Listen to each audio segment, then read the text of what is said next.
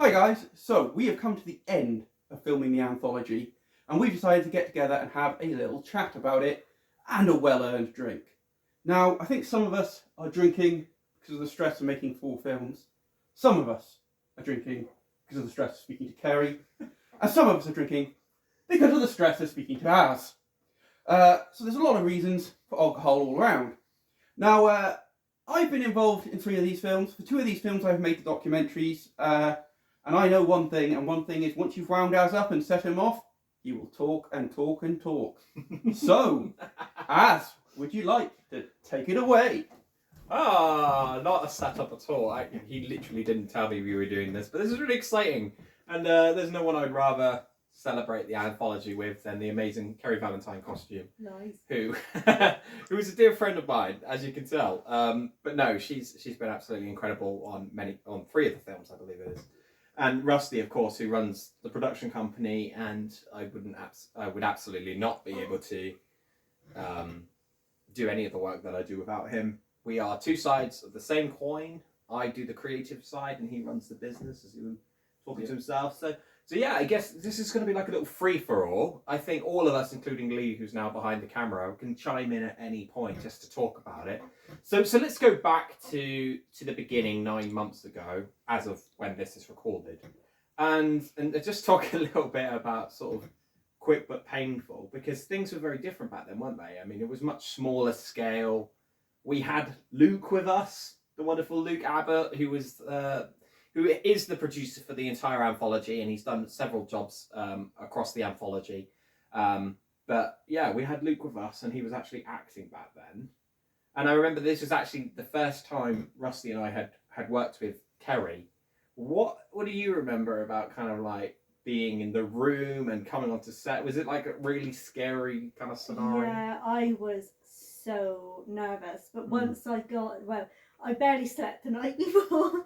But once I got there on the day, everyone was so friendly. Yeah. It was such a welcoming environment. Everyone was so lovely to work with, and I had the best time.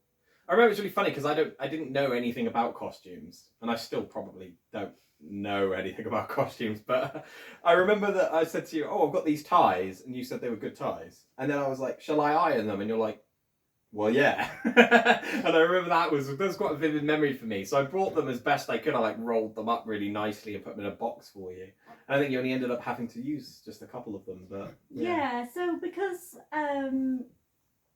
obviously there was not much budget for that one, and we had everyone wearing their own clothes, so they all sent me pictures beforehand of what they were going to be wearing, and they were approved by me, and then once I'd approved them, you also approved them. And then on the day, there were multiple options, really. So we had some people that were like, "Oh, I've got this, I've got a selection of ties, or I've got some jackets." So we were like, just bring them on the day, we'll see what it looks like. Yeah. And then, we just decided on the day, really, to see what would look best. So out of your selection of ties... I did something! Woohoo! Yay! We'll have to split the award. If you the jacket as well, but no, the ties were really useful. I like hearing that. I want you to save that bit of the recording for me, Lee. The ties were useful, as actually did some work.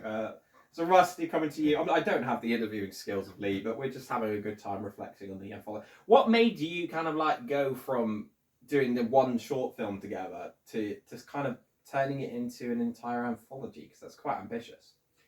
You wouldn't shut up and kept on at me.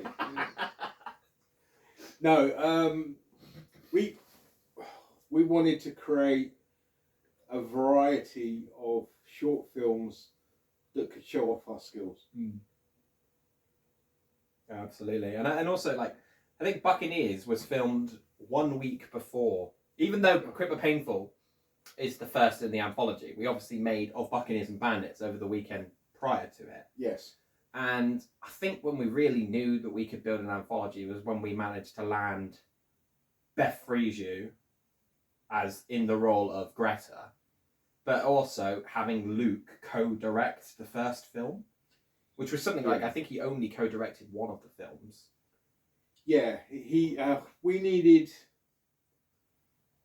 Because then we were doing 2 films side by side. Mm. Okay, we filmed them 1 week apart, but there's 5 weeks of pre-production on each, which ran simultaneously. Mm. So we needed someone who could keep an eye on one of them whilst you were keeping an eye on the other. Mm. So that's why we used Luke on that one. Oh yeah, absolutely, yeah. No, working with Luke was fantastic. I mean, he worked across the entire anthology. It was just that was the one film that he sort of co-directed with myself. Later, of course, going on to the wonderful Chris M, who we'll talk about in a minute. But like, and then obviously after this, we took a very small break before finding out that Steph Kiddle, who was going to be our lead actress for Tether, was pregnant. Because I remember, Kerry, do you remember I said to you, oh, we've got like 6 weeks off now, we've got we got a lot of time to kind of work on Tether more than we had before. And then suddenly I had to send a message to everyone and say, hey, we've only got 4 weeks until Steph Kiddle can't do anything like this because she's heavily pregnant. Yeah. Do you remember what it was like getting the message where me and Rusty told you, okay, can you make us a film in 4 weeks? Yeah. So again, there were budget restrictions, and luckily my husband and I are both cosplayers, so we had some things that we could use. And also Steph had her own clothes, which really worked for the role, and she had a stunt to do as well, so she had a stunt double, which Rusty sorted the clothes out for. Yeah, we had to throw Steph down the stairs, so we decided that it was probably a bad idea, so we'll get a stunt double in. So we had to find a set of clothes that would fit the stunt double and a heavily pregnant Steph Kiddle. Yeah. Yeah, and obviously Steph was blonde as well, so you had to find her a wig. We literally we brought the wig to Skywalker, who was the stunt double. The one we brought her was so ratty and dead. She was like, I can't use this. So Rusty, within about 2 days before shooting, had to literally get like an Amazon next day delivery just to get the wig. And I mean, it was so unbelievably fleeting. I remember it was one take. She had gone down the stairs and landed in the position where we were going to put Steph Kiddle in. And literally that was it. I think it was within about 5 minutes we had set up the camera. Sky had fallen down the stairs. Yeah. Obviously, the stunt was designed by Lucius Walker. And then she landed and said, right, that's it, we're done. And the stunt was over so quickly. That wasn't the only stunt either, was it? Because we had that one where David Warren. David Warren was in the garden. Grass, so we had to put the grass over his suit and make sure that it looked, and his cuff was all turned up because he'd fallen over. He was supposed to just continuity thing. Trip over it and sort of just land. Yeah. He didn't. He absolutely threw himself over it, threw the suitcases everywhere, and made a massive mess. And again, it was shot in one go. Yeah. Done once. So I mean, also like for you, Carrie, I remember Tether was when you came back to me and said, you know what, now I'm actually really enjoying this. So I enjoyed Quick but Painful. But what do you think was the big difference? When you caught the bug after Tether, what was it about being on Tether in that environment, that particular setup, that kind of filming structure, made you go, okay, actually I think this is something I can do, and I do want to do it with you guys? I think, well, working with everyone at Everything Else Productions has been really smooth. Everyone's been really friendly. If you need anything, like, you're both there. We paid her to say that. No, we never paid you. No, for me, Tether was the first, because I worked on Quick but Painful. I didn't work on Buccaneers, but Quick but Painful, I can't. Let's take a quick break. What are you going to do, Lee? We have a cat. I don't know if you can hear this, guys, but we do have a special guest trying to join us from this door. Come on in, buddy. He is my cat, Bucky. He's not allowed in here because he likes knocking tripods over, but he made an appearance. Come here, pal. Today we're talking about our movie of Bucky and Bandits. But this Here we are. is the That's cat Bucky. that just disrupted our... Yeah. Right, anyway, yeah. We're going to carry on. I'm not cutting this. There's not going to be a cut. We're carrying straight on, guys. Please enjoy. I'm going to be stood here to try and keep the tripod standing up, just in case. Please carry on. Take it away. Tell us more about Tether. I think with Tether, because I had a little bit more freedom than Quick But Painful, because I got to choose Lou's costume, and I'm so sorry, but I can't remember the name of the character. What's it? Tell us immediately, Az. On the spot. Go. Jesus, oh my god, it's been a while. Andrew. So I got to pick the costume for Andrew, and because obviously you wanted a whole Regency period, Pride and Prejudice sort of thing, and luckily we had something that would work, so we didn't have any budget, but we still managed to pull it off, and we had to work with makeup to make him look ethereal. Ethereal. Yeah, so It's good wine. That's what that's what gave me the bug, really, being able to design a character and then having more control over passive, where I got to buy the costumes for every single character. I mean, obviously we'll come on to passive in a moment, but like obviously it was at this point that Lee, who's just there, and you see him trying to control the tripod and keep the cat at bay, he suggested, why don't you guys get involved with the charity and come down to True Butterfly's event down in Cornwall. CMA, I believe it's called, isn't it? Yeah. Oh, a comic, anime, and movie fest. That's right. It's quite a mouthful. Movie and anime fest. Yeah. Man. And so Rusty jumped to that idea, the idea that we could, whilst we were waiting to set up the fourth film in the anthology, let's go and make a charity video for this amazing charity, right? Yeah. I mean, we've wanted to extend Everything Else Productions into other categories of films, not just short films or movies. And it was a worthwhile project, and we wanted to help out this charity, and we had all the people, and half of them were already helping out the charity anyway, so we went, right, let's go do it.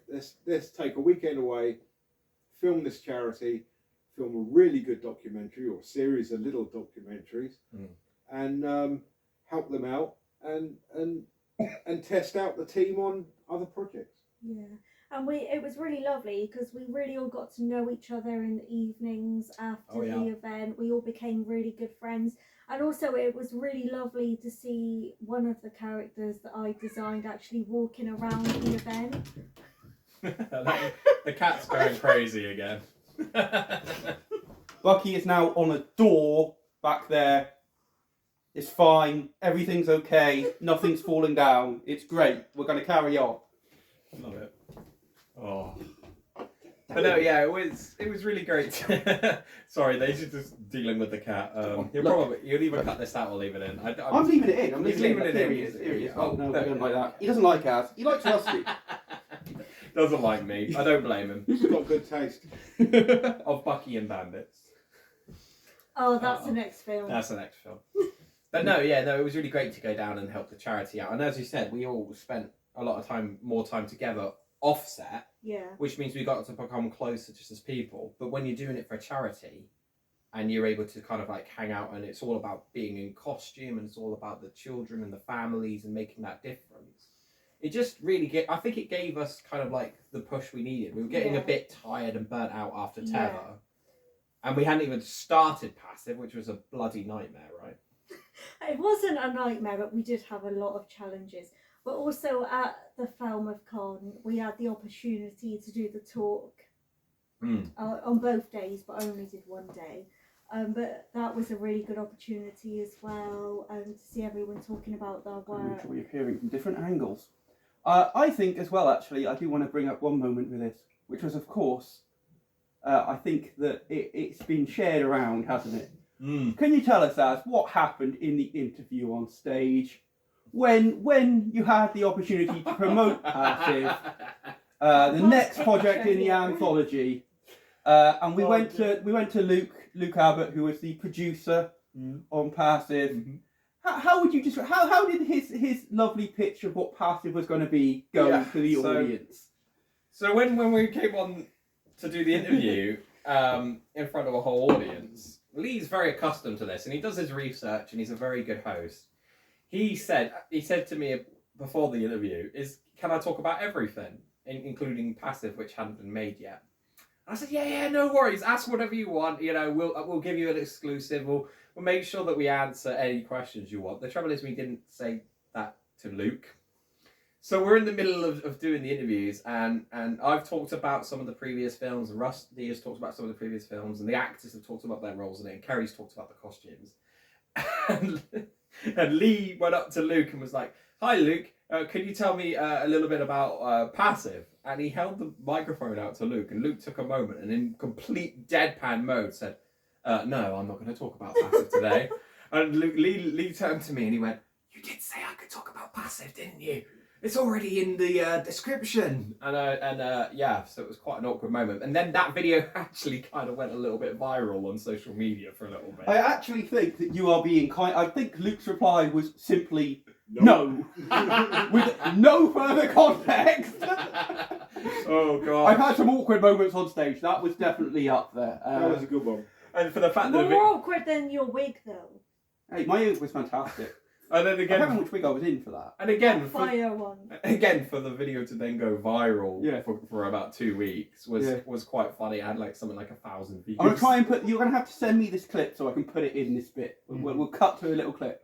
Yeah. Right now. Luke, do you want to tell us a little bit about this fourth film, the fourth project? No. Either Az has not sent me the clip and therefore Or nothing happened. This is as a Superman. Yeah. Oh yeah. Az is Superman. Yeah. Yeah, I could just keep doing it, naming stupid things that have happened. And we'll just Or have to keep maybe cutting both. Yeah. Yeah. Anyway, I'm going to leave you to carry on. I'll tell you what, this is a good segue though, isn't it? Can you tell us a little bit about Passive? Yes, time? I can actually. No. Passive is the end of the anthology, and we actually tried our best to get some crowdfunding for it. It didn't go amazingly.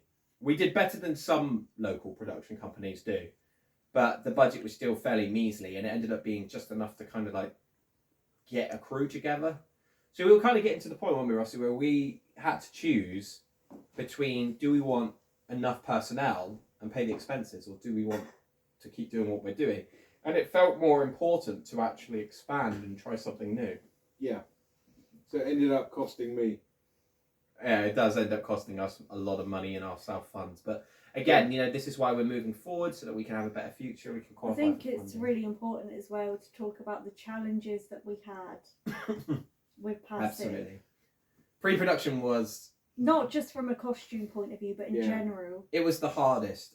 We had a lot of crew members who couldn't start helping us with pre-production because they were tied to other projects, which meant a lot of the time it was Rusty, myself, Lee Valentine working as hard as we could in And depart.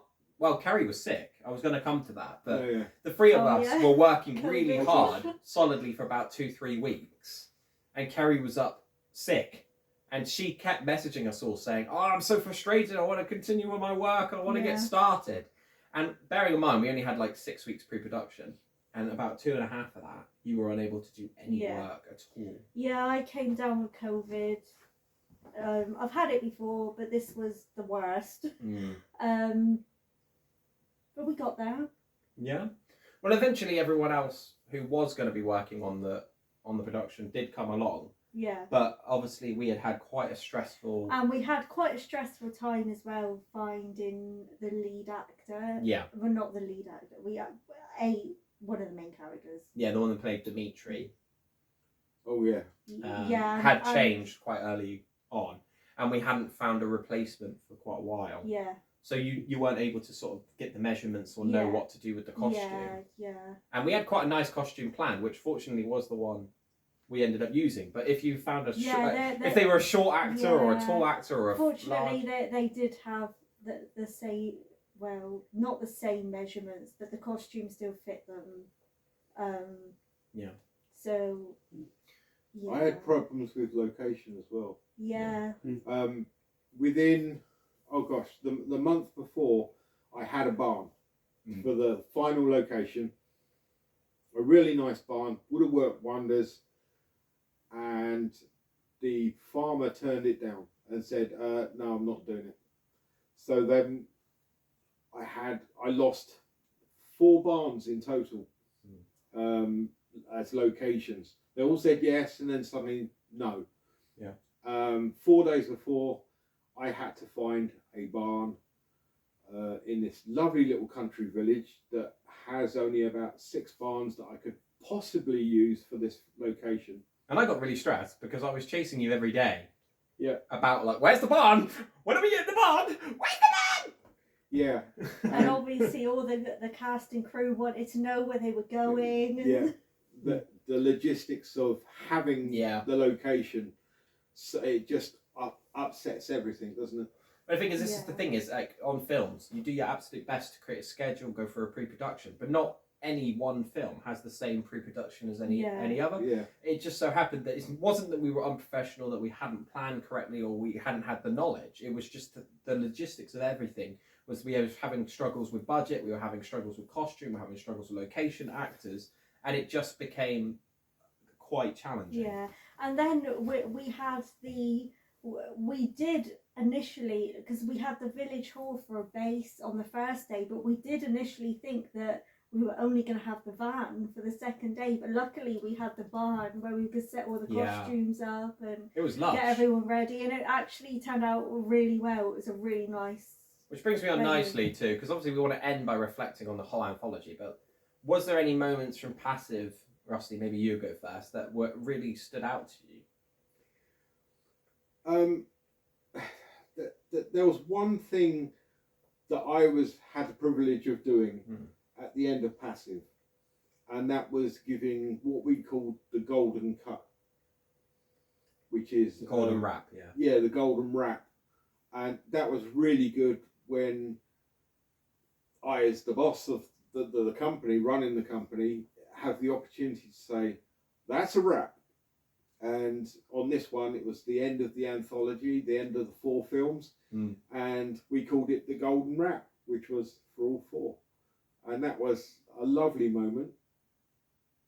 Yeah, absolutely. I mean, and for myself, it was actually just how it felt to be on the farm. I think it was the first time in the whole anthology that we felt like, oh my gosh, this feels like a real film set with real crew of 23 people all working quite harmoniously. We're comfortable, we're warm, we've got food. I don't think we were warm. Well, I mean, we had a space where we could kind of be. Yeah. We were able to get to toilets, so that wasn't a problem. We were able to have food. We were able to have a space for costume, which worked really well. Yeah, it worked really well. Next to a tractor, by the way, a giant tractor. Oh, I know. I've got a picture of that. Huge We'll be able to put it in the documentary. And it was just the scale of it felt like we had a real studio, like we really were filmmakers, and I think it got us excited for the future. Yeah. Yeah. I mean, it was our biggest set. I mean, we had, 23 people on set? 23 people on set, and there was 25 people involved, Yeah. And it was just so good to see everything come together after all the hurdles we had in pre-production. I want to sneak it. I'm going to keep coming from this. I'm really tempted to just shoot myself coming down from the ceiling. Dude, don't shoot yourself. The insurance. It's high, yeah, I know. But Kerry will be relieved. No, I would say that the bit for me, and we mentioned this in Kerry's segment of the documentary, I know, was that moment that we got Norman in the voice costume. Because Kerry had made the costume, I had designed the mask, and because I had COVID as well, that was pretty tight going. I was still making that like the day before we were filming. And then when we saw that reaction, I think for both me and you, that was incredible, wasn't it? That moment that Norman stepped out in the costume and the entire crew reacted, firstly terrified of him, and then grabbing selfies and photos. Santa now. There is a little nickname that's going around the crew, which is that he does kind of look like a sort of decayed version of Santa Claus, which I quite like. Yeah. Ironically, we were. Do you know when we made it? That kind of we were kind of at a point at one point when we weren't sure if we could finish it, that we were considering using the Krampus robe. Because I have Krampus costume, which is a big red velvet cloak. Yeah. And we were like, if we can't finish it, we could just use this. Yeah. So he was very nearly literally evil Santa. So while we have you, Lee, you can go first. Sorry. Woo! I'm ruining this. If This you is such die on this is camera, such a we're raw not cutting, video. I yeah. love it. And we're not cutting at all. If he dies, there's we're carrying on. there's no baubles and trinkets and There tinsel. are. They're all over there on the Christmas tree because we're filming There's this no at baubles Christmas. or trinkets on this video. So you kick us off by saying like, what's your reflection on the anthology? And I want you to make us cry. It needs to have some heart in it. How did it feel to take Just play us wicked. just for this next night? Like, I really want a sad track over this and everything, please, Lee, when you're editing it. So, what does it feel like to do the anthology? Like, what does it actually mean to you? I'm not talking about filmmaking because I know you've got your hang-ups, but what does it mean to you to have been part of this mammoth journey of taking something that was nothing and making it into something really quite amazing? Thank God that's over. No, I'm kidding. You said I had to make him cry. I'm going to be as mean. I don't have to speak to Az for anymore. you- That's what I know. For you though, Lee, No, for me it was. You started off basically just doing anything on set, and then you were doing sound, and Yeah. then it just went. For me, it was a case of. It started off as actually this is pretty fun because I spoke about this quite openly with everyone. I studied film, and decided that doing it as a career just wasn't for me because I didn't like being on set. I didn't like the egos and the personalities and the things you had to do, and I just didn't enjoy it. And I was on that original set. I mean, I was on the set with a job to do. I was doing sound and I was doing a lot of running for Rusty. But the real reason I was there was that I was Kerry's driver. Like, the reason I was on set was someone had to drive Kerry to set, and while I'm there, I might as well do something. If you're on set, we're going to use you. Exactly. And I kind of then kept sort of getting upgraded. So Az spoke to me afterwards because I think you were fairly happy with what I did, I assume. Yeah. Because you brought me back and you said, what do you want to do? And I said, well, actually, what I enjoy doing, and I've never said I'm good at it, what I enjoy doing is acting. And Az gave me a part as an extra. So I was on set for Tether as an extra. I had like 3 lines. It was quite fun. It was a fun little bit to do. And after that, because I'd been involved in Tether, I edited a stupid little skit out of a bit of the behind the scenes footage that they had shared. Yeah. Which was a little Street Fighter fight scene. Because it was the guys, they were posing and they were fighting with swords for a little bit of fun at lunchtime. And they before they did the fight, they were doing all their little poses and it reminded me of fighting games. So I gave them some health bars and some music and just made a little skit. And then Az was like, do you want to edit the whole documentary? And I was like, right. And I did. And then, so when it came to Passive, he was like, can you do a proper behind the scenes documentary? Because the one that I did on Tether was retroactive. I was given a bunch of footage and I had to assemble it from the footage. I wasn't directing it on set. So then I directed that, and that was quite good fun. And then when we got new at the time, I got to do what my real passion is, which is writing. Which was as was not quite happy with where the script was at the time. I had some feelings on ways to improve it that I hadn't shared because I tend to not do that unless I feel like it's someone I'm really close to or someone's asking me for my honest opinion. I don't want to kind of just go, I don't think this works. But he came to me and said, what do you think the problem with it is? And I said, well, honestly, I think it's this, and this. Yeah. And this is how I would fix it. Yeah. And I kind of went, oh, I like that idea. Can you do it? And I went, yeah. And I went away and I rewrote essentially the end of the script, quite a big chunk of the script. Yeah. And that for me was really fun because there's a lot of validation in it because Az winds me up a lot. You had quite a big part in the costumes side of it as well. Really. Yeah. Az winds me up a lot with kind of, oh, you already know, or you've always got this. He calls it the Lee opinion on stuff, but my opinions are usually, although they're strong, they're usually quite founded in my creative process and what I think. I never say I don't like something and can't tell you why. And I rarely say I don't like something and not have a way of fixing it. Basically, what you're saying is there's an answer for everything. Yeah, basically. I know. So to be able to go there and say, look, this is how I would fix it, and have us come back and go, actually, you're right, was quite satisfying. I don't think he ever said. No, exactly. No, Well, no. no, he kind of said it in his ads. In No, an in fact, ass way. in fact, I believe your words were, yeah, if I had written it, that's what I would have done. That's what I That said. was your words. Yeah, because I'm an asshole. Yeah. So, Oh my So- god, that's my new nickname for you. so it's asshole. essentially as somehow managed to still take the credit for my idea. Exactly. Yeah. Exactly. Now we're gonna edit out about 10 minutes of what you just said. And also, you didn't make me cry. So next person, right. Ah, Rusty, you go next. So Why what? is he up there? I think the cat's moved to the sofa now, But he never gets it's up much there. more settled now, though. alright, but There's just gonna be cat. You're just gonna put the cat I across. think I am gonna film him we in a need minute. to put a thing.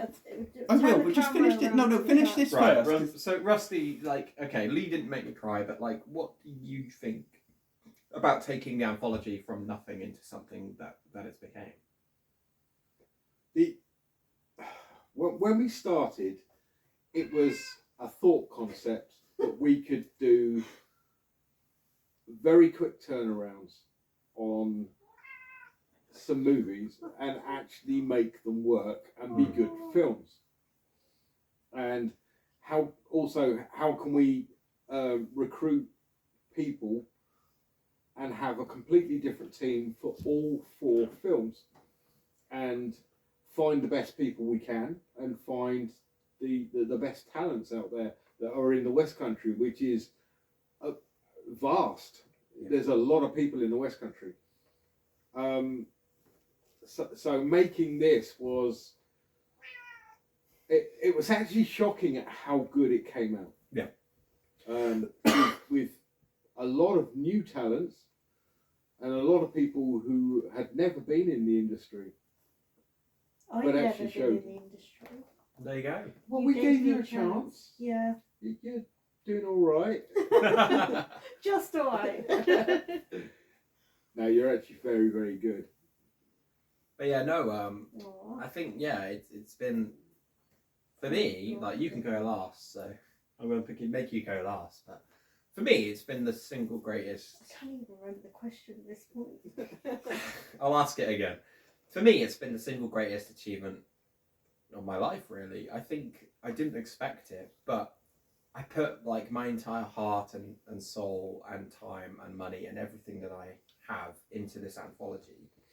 And it was to start with because I wanted to make films, but eventually, as I started to have friends around me and a core team of people that I want to work with every single day, I think for me, it became more about facilitating an environment where we can all make things together, and like we're a team, we're a gang, we're like a family, like coming together and building these things. They wouldn't exist if it was just me. Like we make jokes that I'm egotistical and that I'm self-centered and I'm loving, and that Lee's work is my work and Kerry's work is mine.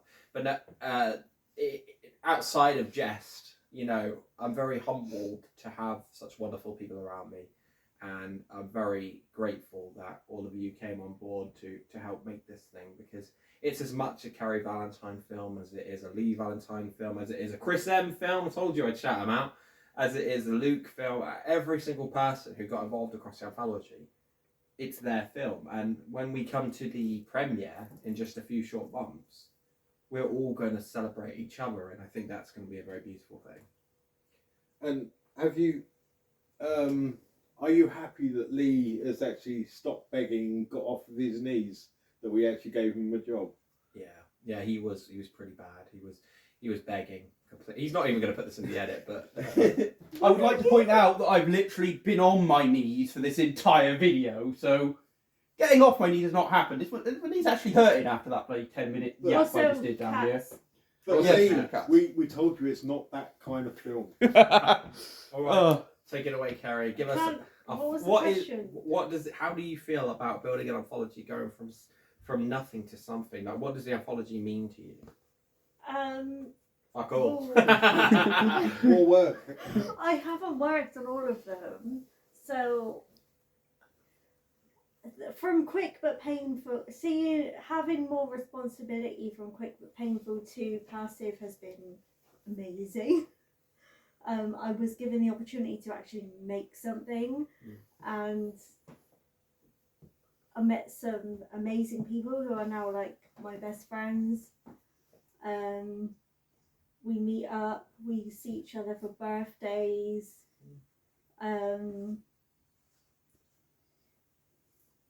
That's all I'm gonna say, really. It's just it's a team. It's not a team. It's family. Yeah.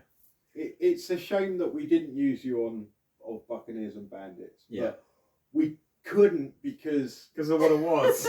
You would have hated it. yeah. You would have literally gone, these costumes are bad! This isn't accurate! Pirates didn't look like that! Why do we have foam swords? What's with the hobby horses? I don't get it, really. No, I completely agree. And it was supposed to be yeah. wrong. It was Yeah. never supposed to be right. But and anyway. I don't think I would have been able to get my head around that. To be honest. I think we've come to the end of our time. But as per usual, we can't end this segment. We'll just keep talking. So we need to invite Lee Valentine back in because we're pretty useless without him. Hey guys. So some people think that I wear a hat to hide my bald spot, but actually it's so I can do this when we need to end an interview. So thank you guys, and the ball spot. I don't know what you're talking about. Hope you enjoyed, and we'll see you later.